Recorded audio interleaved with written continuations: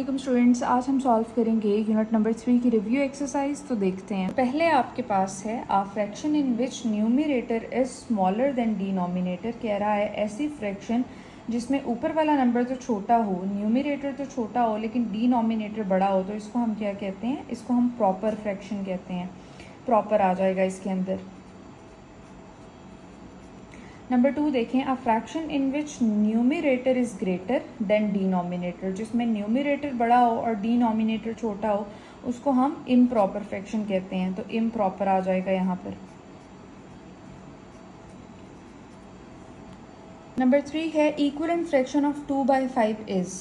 तो इसकी equivalent fraction जो है वो हमारे पास 4 डिवाइडेड बाई 10 है, क्योंकि मैंने आपको बताया था इक्वलेंट फ्रैक्शन में आपने ऊपर वाले और नीचे वाले नंबर को यानी न्यूमरेटर और डिनोमिनेटर को सेम नंबर से मल्टीप्लाई करना होता है। तो 2 को अगर आप 2 से मल्टीप्लाई करें तो 4 आता है, और 5 को भी अगर आप 2 से ही मल्टीप्लाई करें तो 10 आता है। तो 2/5 की इक्वलेंट फ्रैक्शन ये बनती है। क्वेश्चन नंबर 4 है आपके पास, in fractions 4 divided by 5 and 3 divided by 5 use symbol. कह रहा है इन दोनों के बीच में कौन सा सिंबल आएगा। तो 4 वाली साइड जो है वो ग्रेटर है 3 की निस्बत, तो यहाँ पर ग्रेटर देन का साइन आएगा ये वाला।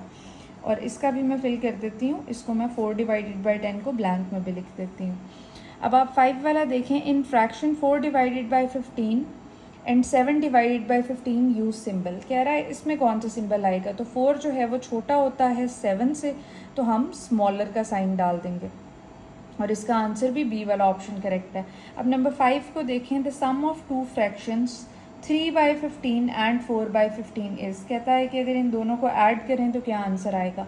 तो 3 को 4 में ऐड करेंगे तो आपके पास 7 आ जाएगा, और नीचे वाला नंबर जो है वो सेम रहेगा, डिनोमिनेटर सेम रहेगा। तो 7/15 आंसर आएगा। नंबर 7 है आपके पास, the difference of two fraction 7/9 and 3/9 is. कह रहा है कि 7/9 और 3/9 को आपने माइनस कर देना है। डिफरेंस माइनस को कहते हैं या सब्ट्रैक्ट को कहते हैं। तो 7 में से जब आप 3 माइनस करोगे आपके पास 4 आ जाएगा, और नीचे वाला नंबर सेम रहता है, 9 सेम रहेगा। तो इसका आंसर ऑप्शन ए है। क्वेश्चन नंबर 2 है आपके पास, identify numerators and denominators of the following fractions. कह रहा है इन क्वेश्चन में आपने बताना है न्यूमरेटर कौन सा और डिनोमिनेटर कौन सा। तो ऊपर वाला नंबर न्यूमरेटर होता है, नीचे वाला डिनोमिनेटर होता है। इसी तरह इसमें जो है 2 न्यूमरेटर था और 9 जो है वो डिनोमिनेटर था। इस वाले में देखें 3 न्यूमरेटर है और 7 जो है वो डिनोमिनेटर है।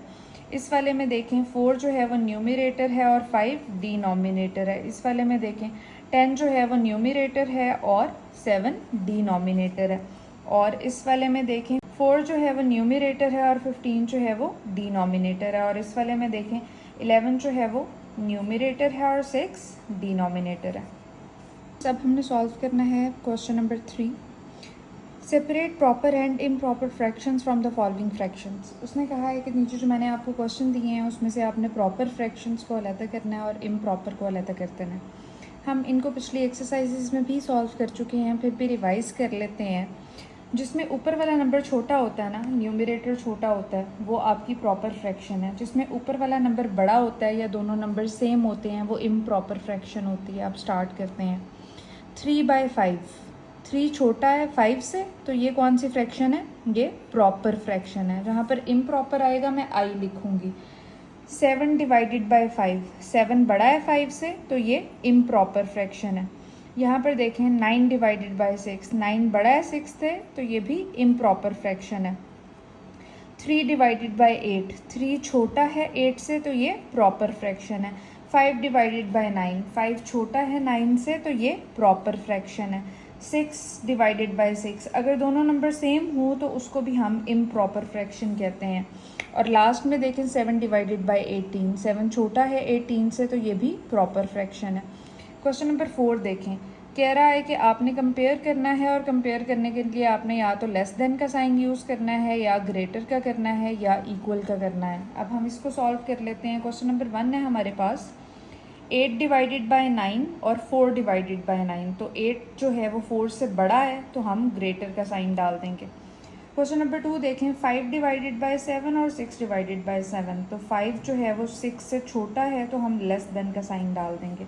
नेक्स्ट है हमारे पास 4 divided by 5 and 4 divided by 5, तो ये दोनों बराबर हैं तो हम इक्वल का साइन डाल देंगे। अब क्वेश्चन नंबर 5 देखें। Right 3 equivalent fractions of the following fractions. कह रहा है कि नीचे मैंने आपको क्वेश्चन दिए हैं, आपने सबकी जो है वो 3 इक्वलेंट फ्रैक्शंस लिख देनी है। पहले इस पे आ जाते हैं। 2 डिवाइडेड बाय 3, तो पहले दोनों को 2 से मल्टीप्लाई कर लेते हैं। 2 को 2 से मल्टीप्लाई करेंगे तो हमारे पास 4 आ जाएगा, और 3 को भी 2 से ही मल्टीप्लाई करेंगे तो हमारे पास 6 आ जाएगा। इक्वलेंट फ्रैक्शन, अगर तो आपने पिछली एक्सरसाइज देखी है तो आपको जो है इक्वलेंट फ्रैक्शंस आती होंगी। अगर नहीं आती तो आपने ऊपर वाले और नीचे वाले नंबर को बस सेम नंबर से मल्टीप्लाई करना होता है। अगर ऊपर 2 से कर रहे हैं, नीचे भी 2 से ही करना है। अब हमने अगली निकालनी है, क्योंकि उसने कहा है आपने 3 इक्वलेंट फ्रैक्शंस निकालनी है। अब हम 2 को भी 3 से मल्टीप्लाई करेंगे और 3 को भी, तो 2 3s are 6 हो जाएगा और 3 3s are 9 हो जाएगा। अब 4 से मल्टीप्लाई करेंगे, 2 4s are 8 हो जाएगा और 3 4s are 12 हो जाएगा। तो ये हमने इसकी 3 फ्रैक्शंस निकालनी है। अब सेकंड पे आते हैं। 4 डिवाइडेड बाय 5 है, तो पहले 4 और 5 को हम 2 से मल्टीप्लाई कर लेते हैं। 4 2s are 8 हो जाएगा, 5 2s are 10 हो जाएगा। ये पहली आ गई। अब सेकंड निकालते हैं। 4 और 5 दोनों को 3 से मल्टीप्लाई करेंगे। 4 3s are 12 हो जाएगा और 5 3s are 15 हो जाएगा। अब दोनों को 4 से मल्टीप्लाई करेंगे। 4 4s are 16 हो जाएगा और 5 4s are 20 हो जाएगा। तो ये हमने इसकी भी 3 वैल्यूज़ जो हैं वो 3 इक्वलेंट फ्रैक्शंस निकाल ली हैं। नंबर 3 को देखें। पहले 3 और 7 को जो है हम 2 से मल्टीप्लाई करेंगे। 3 2s are 6 हो जाएगा और 7 2s are 14 हो जाएगा। नेक्स्ट हम देखते हैं, अब दोनों को 3 से मल्टीप्लाई करें। 3 3s are 9 हो जाएगा और 7 3s are 21 हो जाएगा।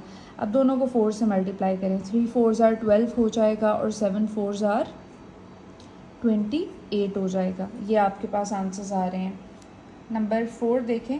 3 डिवाइडेड बाय 8, तो इसमें भी आपने पहले दोनों को 2 से मल्टीप्लाई कर लेते हैं। 3 2s are 6 हो जाएगा और 8 2s are 16 हो जाएगा। अब 3 से मल्टीप्लाई कर लेते हैं। 3 3s are 9 हो जाएगा और 8 3s are 24 हो जाएगा। अब दोनों को 4 से मल्टीप्लाई कर लेते हैं।